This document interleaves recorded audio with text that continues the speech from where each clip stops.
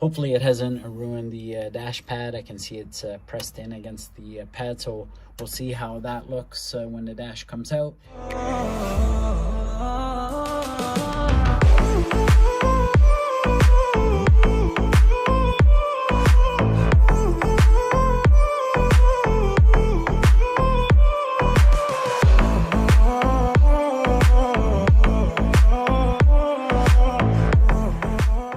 Hey guys, welcome back to Paul the Fox. Today I'm going to be doing some more prep work on the Notch and get it ready for the new Holley system. So I'm going to start removing some of the electronics that's currently in the car. Okay, so today's goal is to at least get the Racepak dash out. That's going to be a PITA. I got to climb under the dash and reach a couple of bolts to release the mount.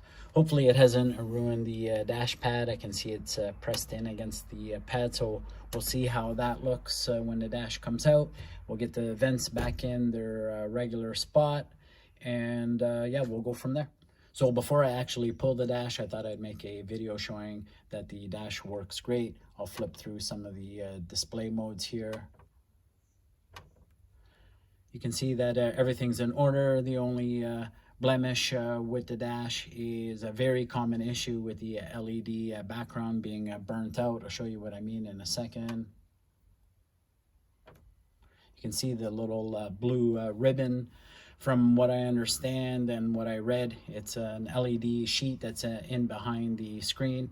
Apparently it's an easy fix, but since I'm flipping over to a Holley system, I'm not going to fix it, but I want to show whoever buys it what they're getting. So I got the dash out and the stock vents in place. Took a little bit of work. Had to pull the passenger seat to make some space for me to lie down and get under the dash.